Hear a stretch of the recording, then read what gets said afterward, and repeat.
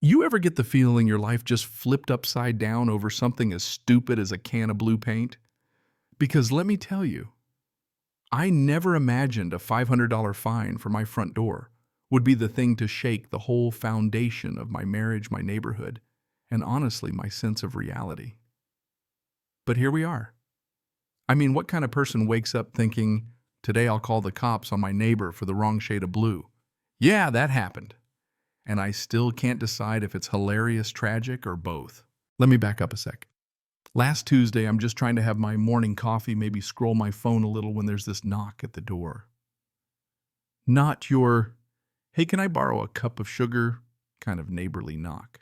No, it's sharp, heavy, official, like the sound of a tax audit coming to ruin your breakfast. I peek through the window and there she is, clipboard legal folder, a measuring tape swinging at her side like a sword. Nancy Moore, HOA president, the kind of woman who organizes her sock drawer by color and probably alphabetizes her vitamins. You know the type. She's not crazy in the yell at cloud sense. She's scarier than that. Calculated, organized, walking around with laminated community bylaws and time-stamped photos tucked into plastic sleeves.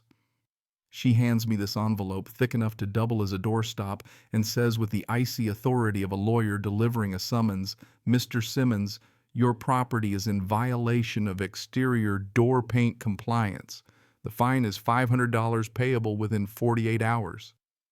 I'm standing there thinking, it's Blue Nancy, not fuchsia.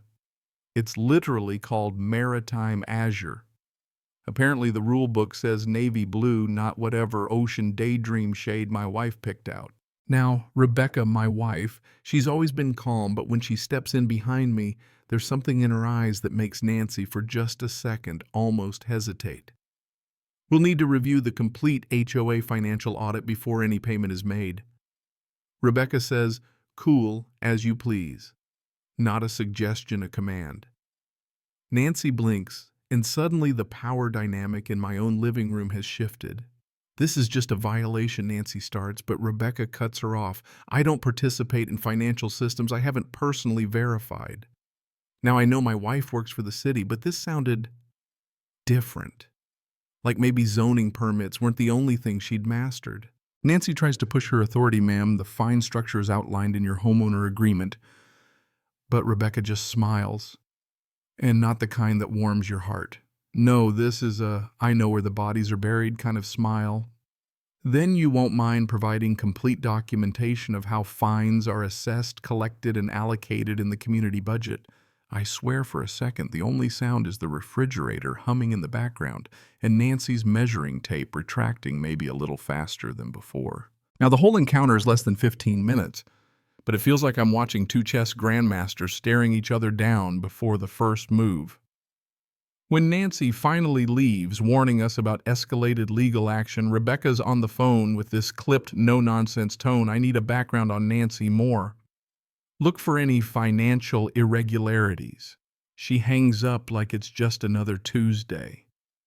I stare at her. Who was that? How do you just order up an investigation like you're picking out pizza toppings? She shrugs. Sometimes it pays to understand who you're dealing with. That's when I start to realize my wife might be a lot more than she seems. It gets weirder. 3 days go by, and then just as I'm about to sit down for a work call, 2 police cruisers pull up outside. My stomach hits the floor. You see cop cars at your house, and your mind goes to dark places. But then I see Nancy right behind the officers' folders in hand, ready to unleash hell. She's built a case, screenshots of my social media posts about the HOA, printed and time-stamped like we're on trial for crimes against suburbia. The cops do the whole routine, asking about hostile environment and potential harassment. Officer Carter, the senior guy, seems almost bored until he checks Rebecca's ID. Suddenly everything changes. He gets this look like he just realized he's playing chess with someone 2 moves ahead. He steps aside, radios something about background verification, rattling off numbers. When he comes back, his whole demeanor flips. "Ma'am, thank you for your cooperation," he says to Rebecca, formal as can be. Nancy, meanwhile, is losing her grip. She wants a criminal case, but Carter just shakes his head.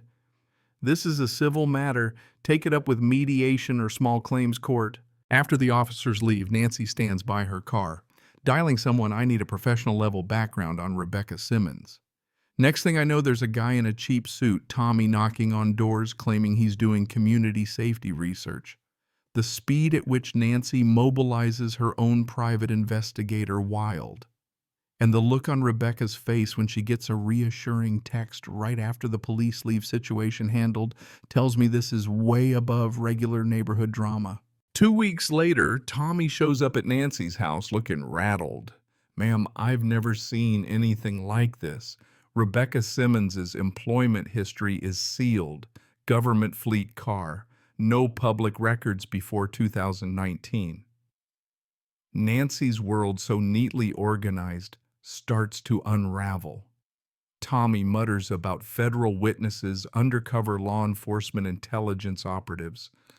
Nancy suddenly realizes she's way out of her league and that the woman she's been targeting might be on the other side of the chessboard entirely. Meanwhile, Rebecca's got spreadsheets and receipts cross-referencing every violation in the neighborhood for the past 3 years.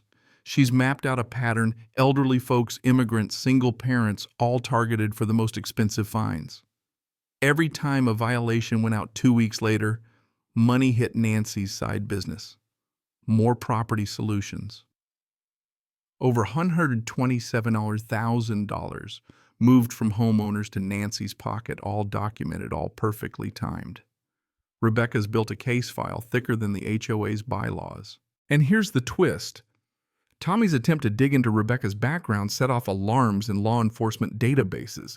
Within days, Rebecca gets a security alert, her cover's been pinged, and now official channels are moving in. Nancy senses the walls closing in and starts spinning, calling herself the victim, warning about government surveillance, trying to rally the neighborhood against Rebecca. But Rebecca doesn't play into it. She quietly organizes the victims, collects testimonies, preserves evidence. The HOA drama is now a high-stakes chess match, and everyone's watching. Then comes the showdown, an emergency HOA meeting called by Nancy. The whole neighborhood turns out, the community center packed, folding chairs everywhere, people lining the walls. Nancy's got a PowerPoint, a folder full of so-called evidence, and a speech about hidden criminal elements. I start live streaming because honestly it feels like a reality show at this point. 15 minutes and Nancy's laptop glitches, and suddenly her desktop is projected for everyone. An Excel file titled More Property Solutions, Client Database. Confidential is front and center. For a few glorious seconds, the entire crowd sees direct evidence of her scam. The room explodes, neighbors shouting, snapping pictures, demanding explanations. Mrs. Parker, who'd been bullied into paying thousands for fake violations, stands up, voice trembling but clear. Nancy threatened to put a lien on my house if I didn't pay her company. One after another, people start confessing: mailbox fines, landscaping, extortion, foreclosure threats. The dam breaks. Nancy tries to fight back. It's all standard practice. Those documents are fake, but nobody's buying it. Rebecca stands up and calmly explains the law. State code requires full transparency, financial records, proper fine procedures. What's happened here isn't community management, it's fraud. The room erupts, not in chaos, but in relief. Truth wins. By the next morning, County Fraud Division is at Nancy's door. The police raid is surreal. Rebecca, cool as ever, coordinates quietly with law enforcement.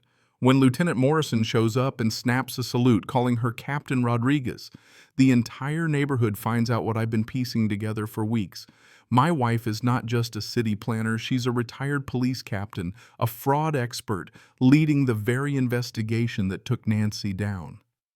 The crowd goes silent, the live stream hits 25,000 viewers, and the truth finally has a face. Nancy gets 2 years in county, hundreds of thousands in restitution. More property solutions gone. The neighborhood votes Rebecca HOA president unanimous for the first time in years. She starts streaming all meetings, opens the books, turns the HOA into something it should have always been: a real community, not a racket. And me, I repainted our door the brightest blue I could find. 3 other families followed suit. Mrs. Parker filled her yard with garden gnomes. We turned our street into a celebration of personal freedom. People ask if I feel betrayed knowing my wife kept so much hidden. But honestly, I'm just proud that she risked everything to protect people who couldn't protect themselves. Proud that justice can look like your next-door neighbor. That sometimes the person you thought you knew is the hero you never expected. Now tell me, if you found out your partner had a secret life, would you be angry, scared, or just grateful they're on your side?